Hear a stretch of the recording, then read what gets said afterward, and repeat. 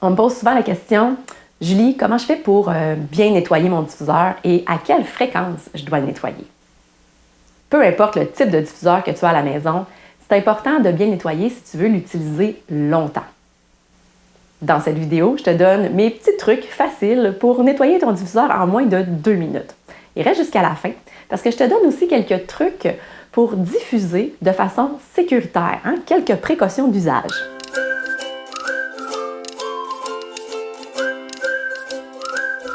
Je suis Julie, optimisatrice de santé simplifiée. Au quotidien, j'accompagne les gens comme toi à simplifier leur mode de vie pour enfin prendre le pouvoir sur leur santé et vivre leur meilleure vie. J'ai la conviction profonde que prendre soin de soi au quotidien, c'est la base d'une vie plus heureuse et plus libre. On adore utiliser nos diffuseurs pour créer une ambiance relaxante, une ambiance vivifiante pour se concentrer, pour les devoirs ou pour même le travail. On utilise aussi la diffusion pour purifier l'air ambiant, parce qu'on le sait, les huiles essentielles vont aider à enlever les éléments pathogènes dans l'air. Dans cette vidéo, je te parle des diffuseurs électriques à l'ultrason. Et comment on fait pour savoir si notre diffuseur est à l'ultrason? C'est qu'à l'intérieur du diffuseur, vous avez un petit disque et ce petit disque-là va faire en sorte qu'il va fractionner, dans le fond, il va vibrer, puis les petites gouttes d'huile essentielle vont tomber dessus et avec l'eau, parce qu'on va mettre de l'eau dans notre diffuseur, vont être justement fractionnées et l'eau qui va ressortir, la bruine, la vapeur qui va ressortir, va être chargée de cette huile essentielle-là. On va mettre, pour bien diffuser, on va mettre 3 à 5 gouttes d'une huile pure dans notre diffuseur. Moi, j'utilise celle de doTERRA parce que je sais qu'il n'y a rien qui a été ajouté et qu'il n'y a rien qui a été enlevé dans les huiles essentielles. Donc, au bout de quelques jours, il va se former comme un petit dépôt dans le fond et même dans le couvercle de ton diffuseur. Donc, selon l'usage que tu en fais, je te dirais que tu peux le nettoyer ton diffuseur environ 1 fois par mois, mais ça peut être plus fréquent aussi selon la quantité de dépôt qu'il pourrait y avoir à l'intérieur. Donc, voici les étapes simples pour bien nettoyer ton diffuseur. Tu vas pouvoir enlever le couvercle. Et bien sûr, s'il y a du dépôt aussi dans ce petit couvercle-là en plastique, tu vas pouvoir le nettoyer avec un chiffon doux et même du savon à vaisselle si on veut. Mais pour le diffuseur en tant que tel, tu vas pouvoir mettre un peu d'eau et une cuillère à thé, environ 5 ml de vinaigre blanc.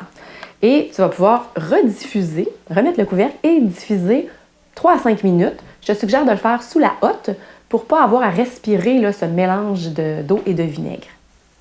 Une fois que la diffusion est terminée, la diffusion du mélange d'eau et de vinaigre est terminée, tu vas pouvoir vider le diffuseur et prendre peut-être un coton-tige ou un petit Scott Towel ou un linge propre pour nettoyer l'excédent. Puis un coton-tige va aider à aller sur le disque directement puis enlever les petits dépôts.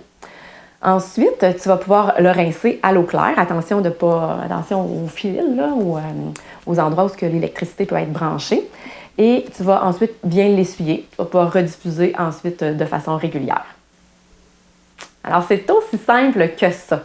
Maintenant, voici quelques petites précautions à prendre lorsque tu diffuses. Si tu es dans une municipalité qui a de l'eau dure ou si tu as un puits pour t'approvisionner en eau, bien, je te propose d'utiliser de l'eau en bouteille pour utiliser dans ton diffuseur. Comme ça, tu vas prolonger la durée de vie de ton diffuseur. Et bien sûr, il faut le nettoyer quand même 1 fois par mois minimum.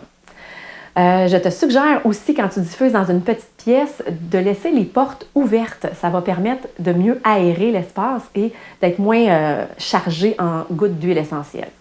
Avec les bébés et les jeunes enfants, c'est un petit peu différent. Dans le fond, on va pas diffuser directement quand les bébés et les jeunes enfants sont dans la chambre.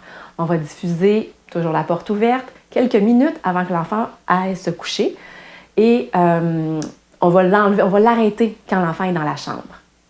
Et si l'enfant a plus de 7 ans, 6-7 ans, bien, on peut diffuser 15 minutes environ quand l'enfant est dans la chambre, toujours la porte ouverte et le diffuseur peut être réglé sur 1 heure environ.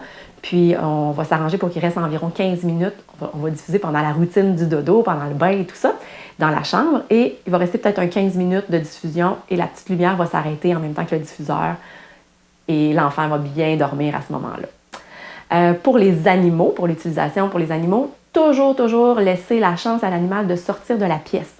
Parce que s'il aime la diffusion, il va rester, mais s'il n'aime pas ça, il va pouvoir s'en aller de la pièce.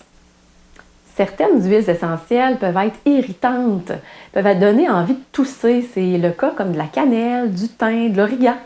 Ce qu'on va faire, c'est qu'on peut quand même les diffuser, mais on va les diffuser en vraiment moins grande quantité et on peut les diffuser avec une autre huile essentielle. Ça va enlever l'effet qui nous donne envie de tousser. Certaines huiles sont neurotoxiques. Ça, c'est les cétones qui sont dans l'huile essentielle de menthe poivrée, par exemple, ou de romarin. Ce qu'on va faire, c'est qu'on les diffusera jamais seuls. On va les diffuser en synergie, en plus petite quantité, en synergie avec une autre huile essentielle. Par exemple, j'adore diffuser menthe poivrée et orange sauvage. Mettons 2 gouttes de menthe poivrée, 3 gouttes d'orange sauvage. Romarin peut être diffusé avec de la lavande. On peut même ajouter 2 petites gouttes de lime. C'est extraordinaire comme mélange. N'hésite pas non plus à diffuser tes huiles essentielles favorites ensemble pour expérimenter des nouvelles synergies. Sur le web, il y a plein de recettes do it yourself pour la diffusion. Vas-y, fais tes petites recherches et diffuse. C'est tellement intéressant de diffuser, c'est tellement bon pour le moral et pour les émotions également. En résumé, si tu veux utiliser ton diffuseur longtemps, prends-en soin. Je t'ai montré une façon très facile avec du vinaigre et un petit coton-tige pour le nettoyer. Très facile, donc n'hésite pas à le faire régulièrement. Clique j'aime si tu as apprécié le contenu de la vidéo et partage si tu penses que ça peut aider d'autres personnes à prendre soin de son diffuseur. J'ai un cadeau pour toi aussi. Ma passion pour la santé globale m'a amené à créer un guide sur le sommeil, les 7 astuces essentielles pour enfin stopper ton petit hamster et dormir comme un bébé. Je te l'offre, il est gratuit. Tu peux le télécharger, il est dans la description sous la vidéo. On se retrouve bientôt pour une nouvelle vidéo.